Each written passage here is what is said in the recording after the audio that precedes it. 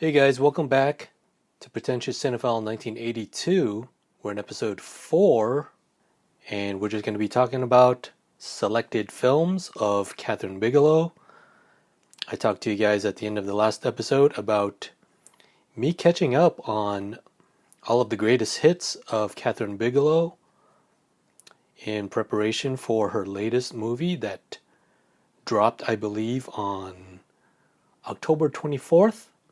On Netflix, House of Dynamite, the apocalyptic thriller, drama, political thriller, you could say, starring Idris Elba and a bunch of other folks. I can't think of it off the top of my head right now. But that is all we're going to be talking about today. You can check out my past work, writings, podcast, on the website pretentiouscinephile1982.blogspot.com, and check out our other trinkets and promotional items, pinterest.com/pretentiouscinephile1982. And I'm your host here. Forgot to introduce myself, sorry about that. I'm your host, Joseph Ngo, the eponymous Pretentious Cinephile. And let's just dive right into the works of Kathryn Bigelow. Rock and roll! 27 banks in 3 years. Everybody free! Anything to catch the perfect wave. I'm not a crook! Patrick Swayze. Fear causes hesitation, and hesitation will cause your worst fears to come true. Keanu Reeves. You think I joined the FBI to learn to surf? Point Break. I am reading here from her Wikipedia page. Kathryn Ann Bigelow, an American film producer, director, and screenwriter. Her accolades include 2 Academy Awards, Primetime Emmy Award, so on and so forth. Made her directorial debut with the outlaw biker film The Loveless, a 1950s biker movie starring Willem Dafoe. Sounds interesting. I wish I had access to that and included it in my selective retrospective of her work. Rose to prominence directing the thrillers Near Dark, a vampire thriller with Bill Paxton, I believe, which I also unfortunately skipped. Blue Steel, which I watched. Point Break, which I watched. Strange Days, which I also watched. The 2 I skipped were The Weight of Water and K-19, The Widowmaker. In between her last 4 films that I watched, The Hurt Locker, Zero Dark 30, Detroit, and A House of Dynamite. So let's just get into her films one by one here, the ones that I watched anyway. Like I said, the 1981 film The Loveless, I really wish I had watched just because the poster looks so cool. Willem Dafoe in a leather biker jacket, 1950s period outlaw biker drama. Sounds super fucking cool, right up my alley. Wish I would have carved out the time to watch that. A. Kitman Ho, co-directed by Monty Montgomery apparently. Produced by A. Kitman Ho, longtime collaborator of one of my favorite directors, Oliver Stone. Going through these real quick. Near Dark, not a collaboration with A. Kitman Ho, but with starring Bill Paxton, Adrian Pasdar of Heroes fame, Lance Hendrickson, and music by Tangerine Dream. Wow. No wonder my friend Edwin from the High Fidelity podcast was talking about that film. I guess he liked the Tangerine Dream score. He's a big rock guy. So let's get into the first film that I saw from this pretty, I wouldn't say expansive filmography, but it's pretty dense. Blue Steel, the 1990 American action thriller starring Jamie Lee Curtis, Ron Silver, and Clancy Brown, a young Clancy Brown, I might add. The film presents, this is from the wiki I'm reading here, the film presents a harrowing deconstruction of male gaze misogyny at both psychological and institutional levels, and the terrors of urban womanhood in the late 20th century. from the perspective of a New York police officer who shoots and kills an armed criminal on her first day of active duty. So this film is really dated, produced by A. Kit Min Ho, and produced by Edward R. Pressman and Oliver Stone. Okay, so I believe Oliver Stone was to direct this film, but he was busy with other stuff. He was coming off of Born on the 4th of July, if I'm not mistaken, and into his meatier part of his filmography, JFK, The Doors, Natural Born Killers, I believe, followed this era of, Blue Steel. So I'd like to know that whole situation, but unfortunately I didn't get into that. Oh, here it is, the production. Kathryn Bigelow, the film came about as a result of interest Oliver Stone had in producing whatever she had wanted to do after a handful of years gestating a pitch about gangs. Stone had initially been interested in doing a project about gangs in South Los Angeles and having her write it with him, but film commitments belayed that interest. He ended up, Stone, I'm talking about, served as a producer along with Edward R. Pressman, which helped the film get financed. So good on him, helping her produce this film. I don't know what happened with them after that. I guess he got really busy. Who knows? But really quickly, I don't want to talk about it too much, but the film is very dated. I was saying earlier, it feels really low budget, more of a psychological drama than a thriller, but there's some thriller aspects. I believe Roger Ebert gave it a really positive review, saying it was almost like a remake of Halloween, which ironically brought Jamie Lee Curtis to prominence and fame. Insofar as, I'm sorry I should have prefaced this before everything, but spoilers for all of the Kathryn Bigelow films I'm going to be talking about. But as I was saying, insofar as the film presents her being stalked by one of the victims of her shooting, who I believe absconds with her pistol. He flees the crime scene, and this man, the character named Eugene Hunt, played by Ron Silver, is some kind of stock market broker, something to do with the stock market. He's very fast, and it doesn't take place in New York, but he's has something to do with stocks. He's insider trading, doing something immoral. Let's just say that, all right? And apparently becomes obsessed with our character, Jamie Lee Curtis, NYPD. Oh, it does take place in New York. I'm sorry. The Los Angeles thing threw me off because of Oliver Stone wanted to make it a South LA thing, but I guess it takes place in New York after all, and he does work in Wall Street and the stock market. So apologies for that misunderstanding. So Megan Turner, played by Jamie Lee Curtis, is the subject of this man's obsession, and he sets up like a kind of meet cute with them in the rain, in hailing a taxi. Both of them need to get to a taxi and to get to some place, and he manipulates her through social engineering and what have you, and finagles a date, and they get close. It gets hot and heavy, I believe. They are about to have sex, and he kind of belays that. And becomes a kind of, I don't know if he's like this before that, or the stock market made him do that.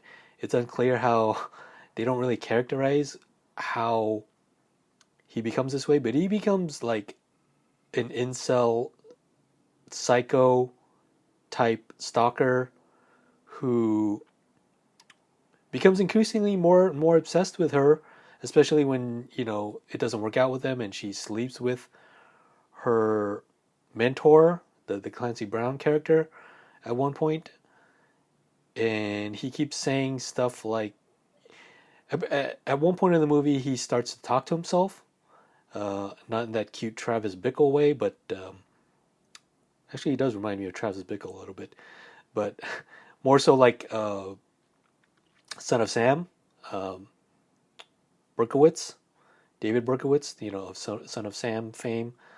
And it's like he's like fighting off demons. He's like, oh, I don't want to hurt her, and no, no, no, stop hurting me. And he's like ringing in his ears. It's very cliche. Well, today it's cliche, right? Of presenting this man who becomes a monster. It's not his fault, right? He's hearing voices. Um, Definitely gonna use that as his plea bargain in court if he apparently if he makes it out alive, which he doesn't. He gets killed by her. It comes to a head when they have a little shootout in the street, and after he's wreaked havoc upon her life, killed her best friend, among other things. I believe he shoots said mentor, and he becomes hospitalized in critical condition. I don't know if he dies.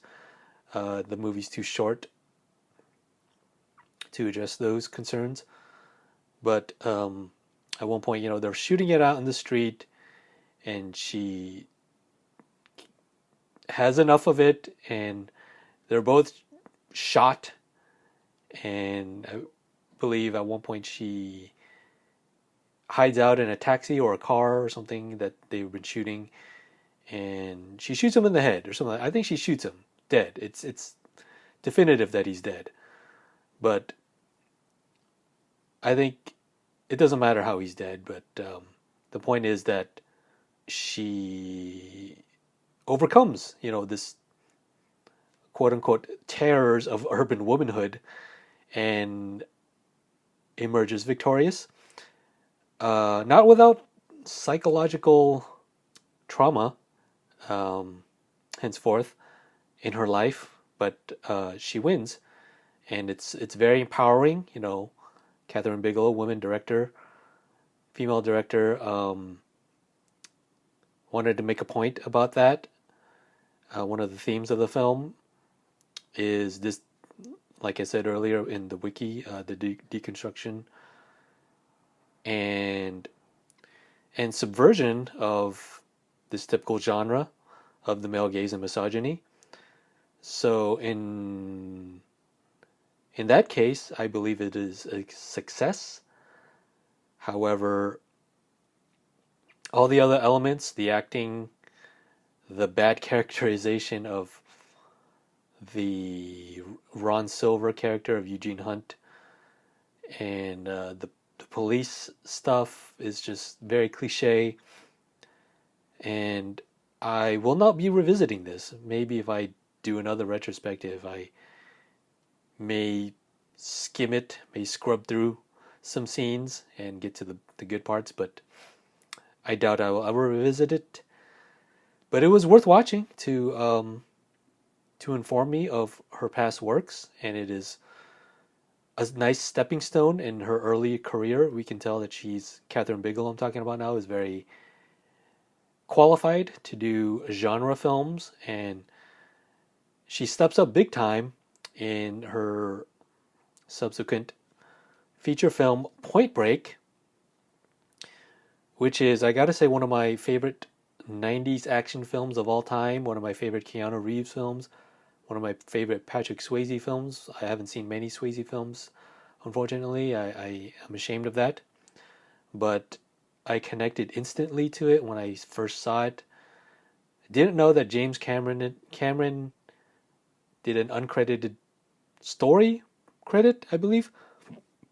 I believe he wrote it, as well as Kathryn Bigelow. They were married at the time. And it is a triumph in all aspects.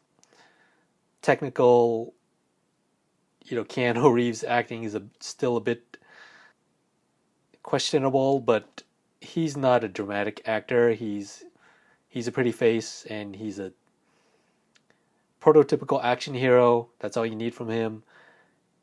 Hilarious film. I quote it till this day.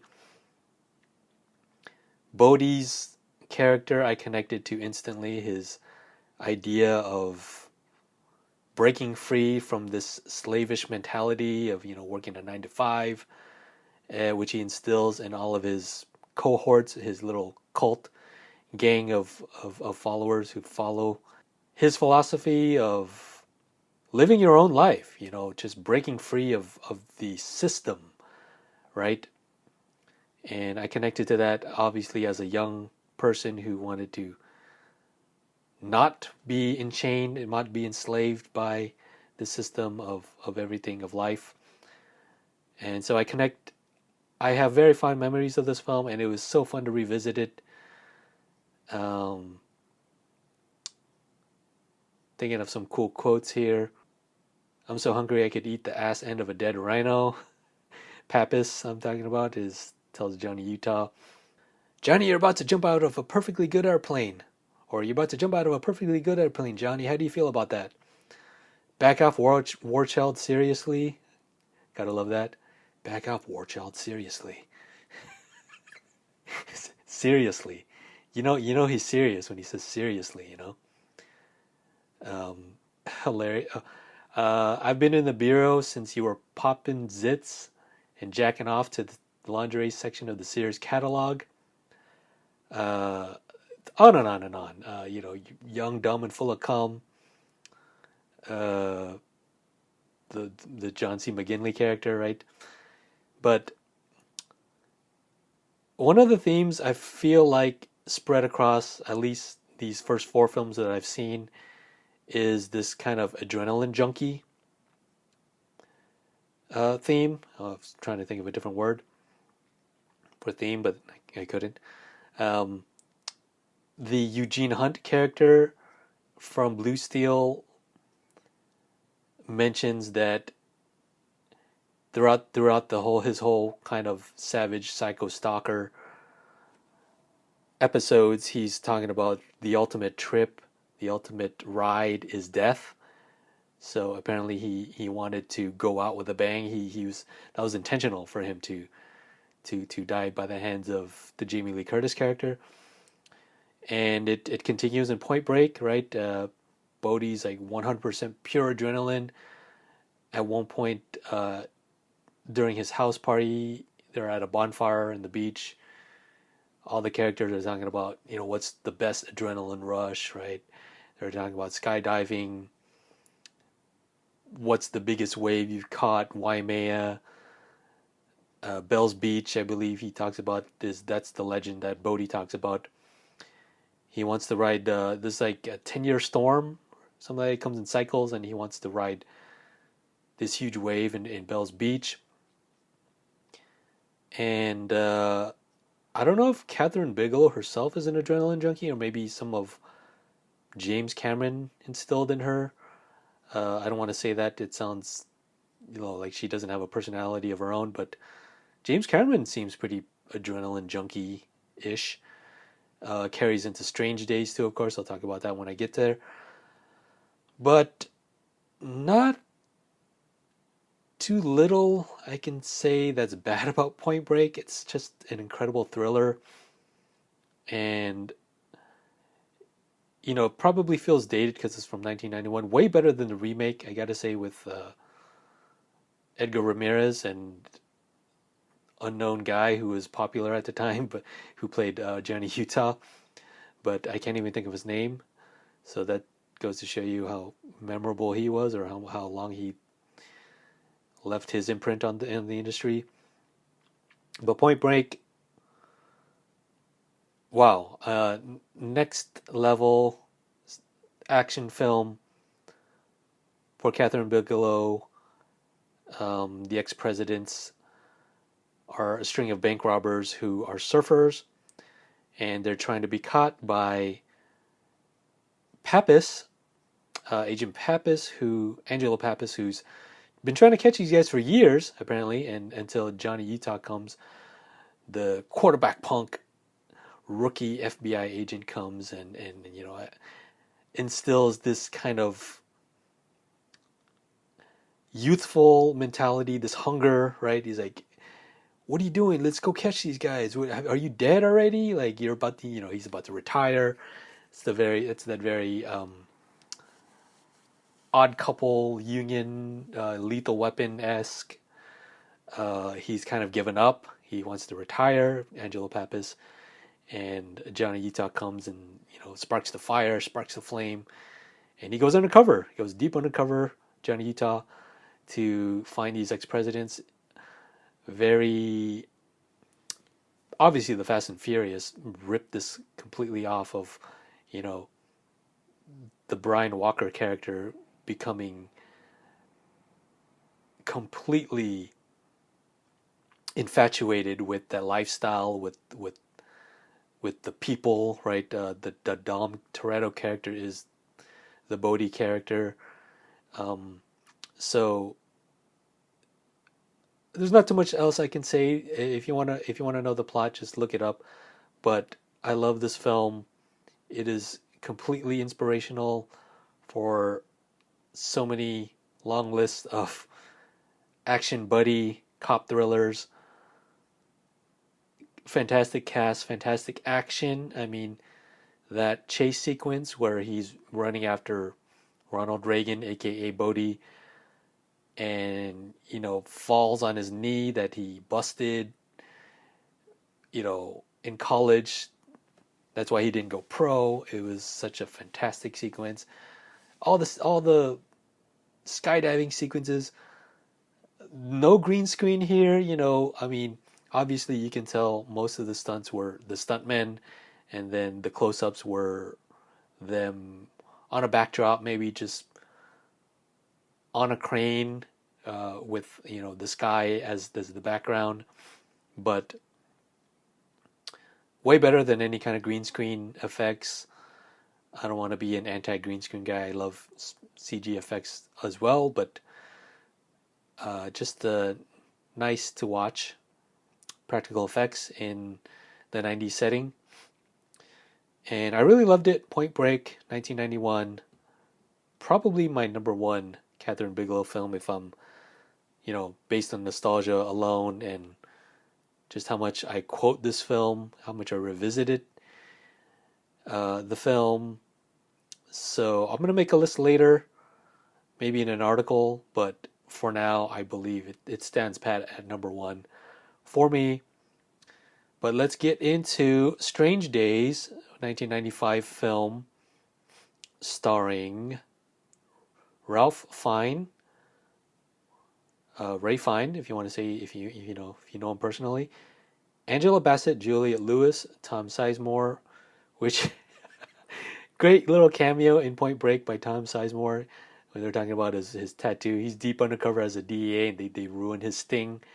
And he's like, yeah, you like that, Angelo? Yeah, you like that, Pappas? Fuck you. Going back to the cast of Strange Days, Vincent D'Onofrio, a young Vincent D'Onofrio, William Fichtner, Michael Wincott. The thing about Strange Days, I talked in my last episode how it's criminally underrated. I still think so. But the thing is, I can see all of its faults now because I know about the production. I know Lightstorm had a kind of dual contract deal situation with Kathryn Bigelow and James Cameron, which they gave, I believe, 70% of that split budget to True Lies and 30% to Strange Days. Completely unfair, but those are the woes of a female director. And probably, who knows, James Cameron and Kathryn Bigelow split up. Maybe he was like deviously behind the back, like told his line producer or lawyers to, hey, let's get most of this budget. Hey, just fuck her. Let's get this all in the settlement. You know what I mean? So, who knows the real story behind that? Maybe it's here somewhere in the wiki. I don't want to look it up. But Strange Days, another adrenaline junkie perspective. Our character Ray Fiennes, Lenny Nero, is an ex-cop who deals in the black market with this squid technology, which is a kind of virtual reality before virtual reality was a thing. You put it on your head. It was kind of like wiretapping without a wire. It records your perspective, but not only visually, audio as well, but when you replay it on your head, this is what the film says, it is straight from the cerebral cortex. So you feel what they feel, good or bad. All the short clips that Nero deals is usually like to hook potential buyers, like a woman or a person showering, so they feel that sensation, something that's like demo worthy, right? It sounds like I'm selling a TV here, but he doesn't deal in black market playback, recordings, what have you, whatever they call it, and which is kind of genius that we see one in the beginning, the opening of the film, is of a bank robbery gone wrong. I think they're robbing a Thai restaurant, and the person that we recorded the perspective, the squid, he runs from the cops, gets shot, and falls to his death. And apparently that affects the person who rewatches the tape, because it almost like it's like a shock, like a static shock to your system. It's basically a stand-in for hard drugs, squids, playback, whatever, and it's very neuromancer. It's very cyberpunk, precursor to cyberpunk, right? Precursor to the Matrix. Maybe the Johnny Mnemonic was the only film that I can think of that. Elevator Man, is that what it's called? No, it's another 13th floor elevators. No, I can't think of the other films right now, but basically it foresaw an entire genre. Well, maybe it was like one of the most commercially dispersed film. It was 20th Century Fox. Universal also distributed the picture internationally, and it was written based on a story by James Cameron. So it's this huge story, huge clout, right? And it failed financially, unfortunately. I could see now that it was probably too dark for a studio picture in 1995. A lot of, I don't want to say torture, rape, a lot of dark scenes, imagery. At one point, the villain, who, spoiler alert, last spoiler warning here, it is a neo-noir, so there's a killer out there. We got to find who's kind of setting him up. It's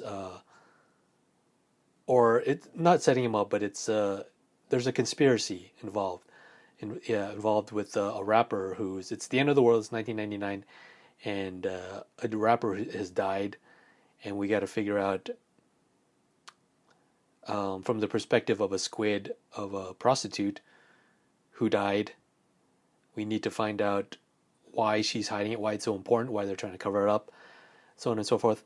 And spoiler alert, last spoiler alert, it is Max. It is Tom Sizemore's character, who is best friends with Lenny Nero, probably an ex-cop as well. He's a private investigator working for Juliette Lewis's boyfriend, music producer Philo Gant, who also is the producer of the rapper Jericho 1. And they're trying to find out who killed him, and it becomes, corrupt LAPD cops. And it's a story with so many themes, so many heavy themes. This apocalypse, jealousy of a man and his ex-girlfriend, police brutality, rape. So a lot of heavy themes. I don't think audiences were ready for it. And even today is seriously really dark for a studio film. So I could see why it flopped. Only made $17 million against its $42 million budget. But I still do have a soft spot for this film, because I had good memories of enjoying it, of enjoying all the action sequences, of enjoying how groundbreaking it was. It works as a very thrilling piece of genre bender, cyberpunk, techno thriller, techno noir, futuristic erotic thriller, if you will. And the characters are very intriguing, very dark, very troubled, and especially our main character Lenny Nero. It's a staple of noir, right? So if you're into that, which I was heavily into in the early 2000s when I was post Matrix, I was just kind of eating that stuff up. So if you're into that, have at it. It is a feast. I do gotta say the ending kind of wraps up very neatly and optimistically, which is not to say that I didn't like it because of that, but it feels a little James Cameron sappy. Of course, he's like, if you look at his most of the themes of his work, they end optimistically, which is fine, but probably not the right call when you consider the rest of the themes and where the story was going, but by no means a deal breaker. So that's Strange Days from 1995, which was a financial flop. So I gotta surmise that The Weight of Water, and which was also a financial flop, starring Sean Penn, Elizabeth Hurley, had a budget of $60 million and only made $500,000, not even 300,000.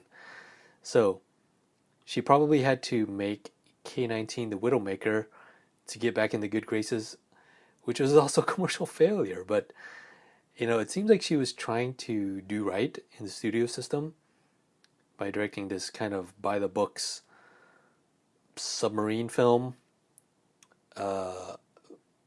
which took place in 1961, period piece. Didn't work for 6 years. That was 2002, and then she made The Hurt Locker in 2008, which was a seminal work. By today it's considered to be one of the most influential war films of the 2000s and the 21st century. 2020 is actually selected for preservation in the United States National Film Registry by the Library of Congress as being culturally, historically, and aesthetically significant. We all know what this is about. You guys have seen it. Kathryn Bigelow's first run with Mark Boal, screenwriter who she made her last 4 films with. Up to that point, after that, previous to that, starring Jeremy Renner, Anthony Mackie, Brian Garati, Evangeline Lilly, Ray Fine, David Morse, and Guy Pearce. The story of an Iraq War explosive ordnance disposal team headed by our guy, Jeremy Renner, Sergeant First Class William James, and who's as the film states, an adrenaline junkie. He does this not because he has to save lives, which is part of it, which is, a bonus, I guess, but he does it for the thrill. He is a maverick. He goes in and sets off a bomb to his team's dismay. They're like checking comms, trying to check up on him, and he's not even having it. He's like, "Don't bother me. Let me do my thing." He's like this rogue guy, who just goes off book, does what he wants, follows his gut, his instinct, and it has led him so far into the positive, right? He's not dead yet. You got to think that at one point he probably will be, but not in the film. I guess he survives, goes for another tour. The whole film, the other guys are, there's a countdown on the days of their tour. They're just trying to survive, and he's just goes for another tour, man. The final sequence, again, spoilers for the Hurt Locker, but one of the final, scenes before he goes back, he's back at home with his daughter, with his girlfriend. I don't think they're married. He doesn't want to get married. Of course, he probably knows better. He's his own man, and he's gonna do what he wants to do, right? But one of the things I like about this film, it's been talked about so much. It won Best Picture. I believe it won Best Director. Got so many accolades. So I don't want to blow up too much smoke up its ass. But I gotta say, the one thing that I really... All the stars now are huge, right? Jeremy Renner, Anthony Mackie are MCU guys. Evangeline Lilly is as well. What happened to Brian Garrotti? I don't know what happened to him, but everyone else at the time was relatively unknown, aside from Guy Pearce, Ray Fiennes, probably David Morse. But she said she wanted to do that so we wouldn't know what to expect. And that whole film is kind of leaves you on edge, right? You're just so in such anticipation that it's unnerving. Gotta say, I really like that aspect of the film. She tries to do that again in later films, I believe, in The House of Dynamite as well, aside from, the biggest character, POTUS. But I like that style, like her form, her approach to that. And it really pays off because this film, in that regard, is kind of a time bomb that goes off sometimes, but for the most part leaves you on edge, which is the point of a time bomb, right? One thing I disliked about this film, I still do not like this Paul Greengrass school of shaky cam, which I believe, I get the film is supposed to be gritty and do this perspective of war, and you gotta have that. That's now a staple. But when you're watching it on a big screen, which I did throughout this whole retrospective at home on my 100-inch projector,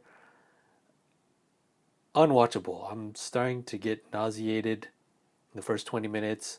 After that, I got used to it, but I still can't get used to that. That's why I think films like Cloverfield, as great as that concept is, unwatchable. Unfucking watchable. Can't get through it. Sounds great on paper, that whole found footage thing, but no way I can get through 10 minutes of that film these days on a big screen. Watch that on a small screen. I'll watch that on my phone so I don't get nauseated. But that's The Hurt Locker from 2008.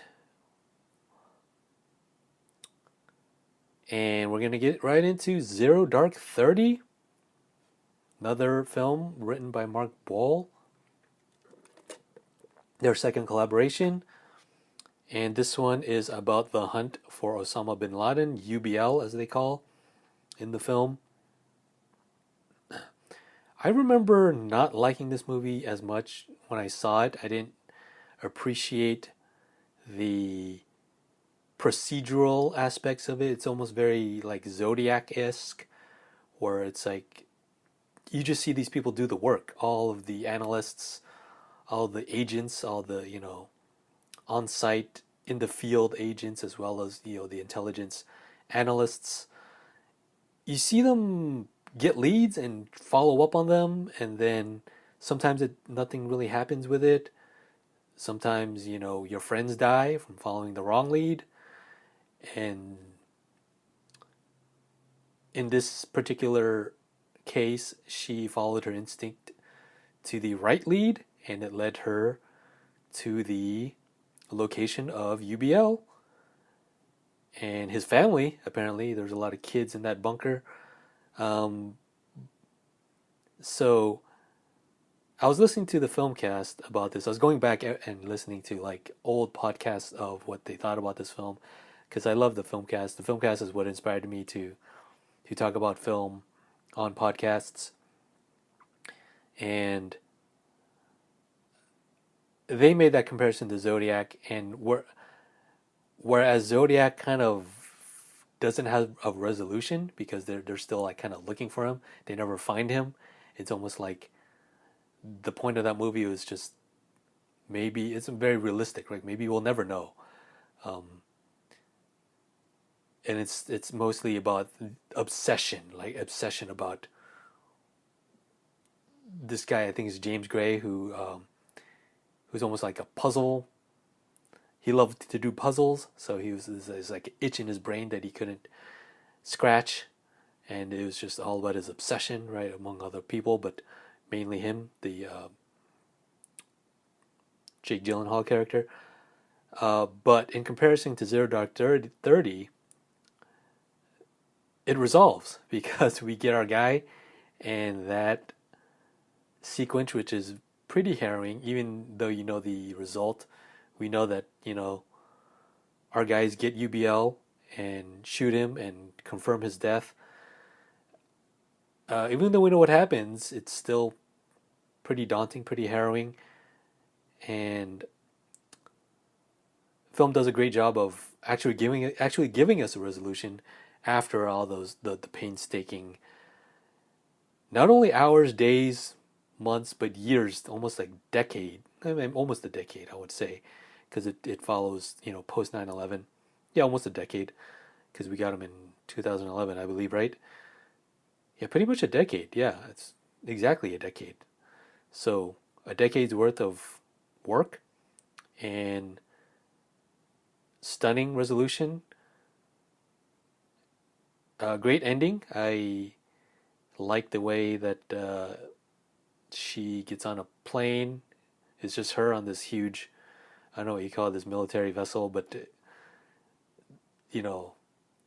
the area is just empty. Just you're very important. We got to take you somewhere. Where do you want to go? And if you guys didn't know, where do you want to go? It's not an actual location. It's where do you want to go in life? Is what I got. I didn't get that. I got that from the guys from Sash Film. But yeah, man, this movie, who's who of cast members: Jessica Chastain, Jason Clarke, Jennifer Ely, Mark Strong, Kyle Chandler, James Gandolfini, R.I.P. as CIA director. Edgar Ramirez is apparently in it. Jeremy Strong, another guy who worked with Kathryn Bigelow a lot. Well, just for this in Detroit. Joel Edgerton, Chris Pratt. I think it was one of his first films. After he got ripped after Parks and Rec. Frank Grillo apparently is in it. Stephen Delane. All right. Bunch of other people.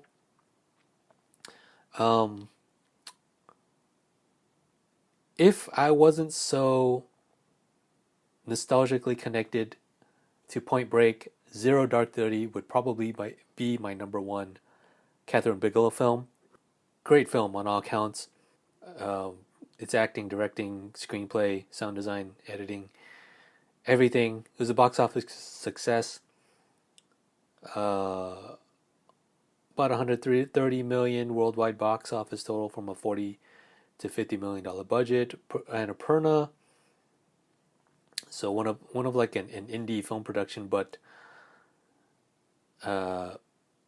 successful in the sense that she did not compromise her vision. Mark Ball and Kathryn Bigelow. So that is Zero Dark 30 from 2012. Let's get into. She took a 5-year break here to make Detroit. I gotta surmise that it's hard for her to find funding. Like her films are moderately successful. They're more statement political pieces, and it's hard to get an audience for that. It's hard to convince financiers and studios to get on board that because they don't want political strife. They want to be as apolitical as possible to get the lowest common denominator of you want to make as much money as possible, right? So it's hard for her to find funding, but when she makes a film, it is worth watching, in my opinion. And we're getting into 2017 Detroit, which I saw when it was released. Thought it was probably overly long, and however, the film's leading up point, it's huge set piece that it revolves around bunch of corrupt cops trying to find out who shot a gun at them. They're trying to find a sniper, and they pretty much, it's like a house of horrors. They're just like torturing these suspects, these African American suspects. It takes place during 1967's 12th Street riot, and it stars John Boyega, Will Poulter, Algie Smith, Jason Mitchell, John Krasinski, Anthony Mackie. Anthony Mackie's second film with her, with Kathryn Bigelow. And one of the characters is from the Dramatics, and I believe that's the Algie Smith character. And he gets in over his head when he, follows a group of girls, and they follow them into, a house full of guys that are just like messing around. This guy, I think he's like shooting a starter pistol, one of those pistols that they shoot to start a horse race. It's like there's really no pistol. It's like a blank. I think they shoot blanks. They're firing it at. That's a great idea, to shoot at the police when they're antagonizing your entire neighborhood. Not a great idea there. That was the guy who played Eazy-E from Straight Outta Compton. And what did you think was going to happen, right? So that starts that whole conflict of them trying to find. They think it's a sniper. The riot police, Detroit PD, National Guard is there, not working, cooperating hand in hand, and at one point, I don't want to get into it too deeply, as per my line, but the Will Poulter character, great role by the way for him, is the head of this group of cops. At one point, they are like pretending to murder the suspects. They're going to the room saying, "Tell me where you put the gun," and then they shoot a gun and they tell them to shut up. And still, to that point, they do it twice, I believe. And at that point, nobody's talking.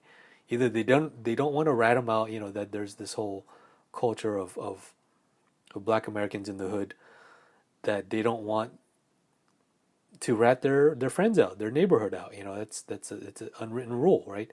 So these cops don't get it. I don't know what's going on, but at one point,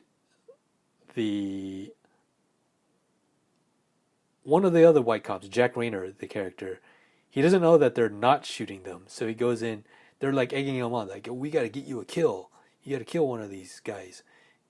He says a nastier word than that, but you got to kill one of them, right? And then he goes into the room, and he actually kills him. And they're like, "What are you doing? You actually killed him? Like, we're not. This is just like war trade. What do you call that? Like spycraft? No, I don't know what you call that. It's just war game. It's just the interrogation tactic," is what he says. And the thing about this film is, that they're going to get away with it. It's 1967. They're getting away with it in 1990. I'm talking about white police officers who murder black people. I don't want to take sides. At one point in my life, I was on the side of Mookie, who did the right thing, apparently, from Spike Lee's perspective. Today, I feel like, why are you terrorizing your own neighborhood? But I also get that rage is perhaps justified because it's systemic and it has been going on for generations. What else? How else can they get their... I'm talking about Black Americans. How else can they get their frustrations out? How else can they make an impact? No one's going to listen to them. Nobody's doing anything about it. So it's a pickle. But going back to the ending, it's going to not end well. And they're going to get away with it. So why drag it on? Very pessimistic ending. Very dark ending. The dramatic singer eventually never goes back to the band and lives in fear for the rest of his life. He doesn't want to be. He sees white people and he's like traumatized, right? He sees a cop and he's traumatized. He killed his friend. So I know I'm like really haphazardly breezing through what the point of the film is and what the themes are and the specifics. But go see it for yourself. Great performances by Will Poulter, John Boyega. I don't know if it really needed all the legal courtroom drama, but probably not her best work. But I see where her and Mark Boal are going, trying to be more kind of documentary, journalistic approach to these films, and good on her for that. So let's get into the final film, A House of Dynamite, I should say. And I'm reading here from the wiki, 2025 American apocalyptic political thriller directed by Kathryn Bigelow, written by Noah Oppenheim, her first non-Mark Boal written film in 15 years.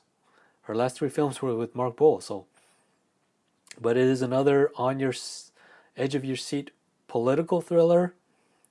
What I like about this film is it is very Pulp Fiction, very mid-90s structure insofar as showing this same event from differing perspectives, from 3 different perspectives and timelines, with a separate title card for each one to separate them. And it is essentially about a nuclear fallout, about how the U.S. government would handle this, from the Situation Room to the White House to the Oval Office to the people in charge of FEMA to Capitol Hill to the press briefing room, ground-based interceptor missiles, the people in command of that, and the military base responsible for those, and sprawling. It is a sprawling. I was going to say epic, but it doesn't take place over a long period of time. But sprawling cast, sprawling situation, and I don't watch a lot of kind of apocalyptic nuclear response films. The closest thing I would come to is, the action perspective of Mission Impossible. The last one that dealt with that was the last one, the Final Reckoning, right? But it does it in such a implausible kind of action-oriented way. So they try to make it as real as possible, but not as real as this, right? This is what would really happen. It is scary, is borderline horror film-esque in terms of how realistic it is, and then the near impossible choice that POTUS, which is what the film, the only name that Idris Elba goes by is POTUS, so he doesn't even have a name. But impossible situation, mutually assured destruction, zero-sum game, all that stuff that they say in the film applies, and we are doomed. We are living in a house of dynamite, pretty much, with all of our nuclear technology. Wiki is telling me to see also Failsafe, Doctor Strangelove, The Day After, and War Games. There's a great article on To Doom.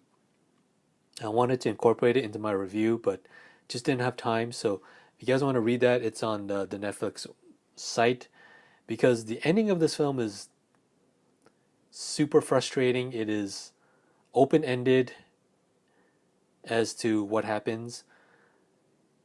He doesn't make a decision. POTUS, I'm saying, they say in the film that it is either surrender or annihilation. Both options not good, obviously, but we don't even see the fallout. We don't even see what his decision is. The point, I believe, Kathryn Bigelow and Noah Oppenheim reveal in the interview is that that's the point. The point is that it is an undealable situation, right? What would you do in that situation? The answer doesn't matter because whatever happens, that would be the end of life as we know it, right? If we surrender and we wipe out our enemies proactively, or what's the word I'm looking for? To prevent them from wiping us out, it's over. Either way. That's all I can say about that without getting too depressing. Feel good movie of the year, guys, right? Same can be said of Oppenheimer and Civil War, all these kind of realistic approaches to our world and what's going on. But it sounds like this film bummed me out completely, which it did. But it also impressed me a lot. I like this approach of differing perspectives. Weapons did it earlier this year because I've never seen it applied to this genre of film before. And you've never seen it applied to a horror film before in Weapons. So why not do it with this apocalyptic political thriller? And kudos to Kathryn Bigelow and her team. Great cast of characters, great cast of actors. Idris Elba, Rebecca Ferguson, Jared Harris, Tracy Letts, Anthony Ramos. Greta Lee, Jason Clarke. So, Caitlin Dever, she was in Detroit. And that's going to do it. You know what?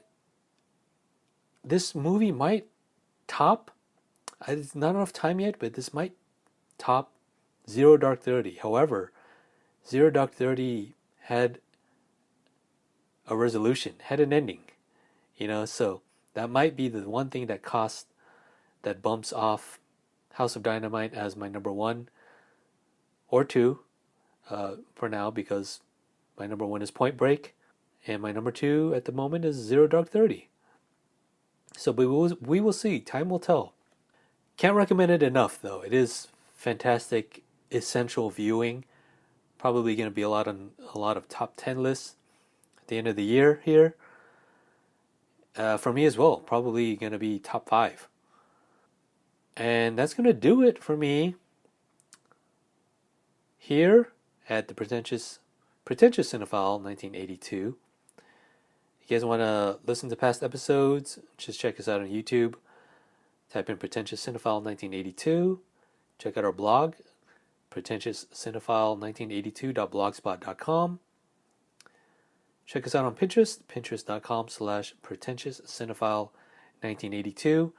Don't know what we're going to do next. I think One Battle After Another is dropping on digital in a couple of weeks, so I might do a full retrospective. That's right, full retrospective on Paul Thomas Anderson, one of my favorite directors of all time. Might skip the 2 films that I saw this year to prepare myself for the theatrical showing of One Battle After Another, which was Inherent Vice and Phantom Thread. Might be, just too much to watch those again. But if you want to know what I'm watching and, be in on what I'm going to be talking about next, potentially, check those movies out or do a selective retrospective if it please you. And that's going to be potentially our next episode. And thank you for listening, guys. Have a good night. We'll see you next time. Stray.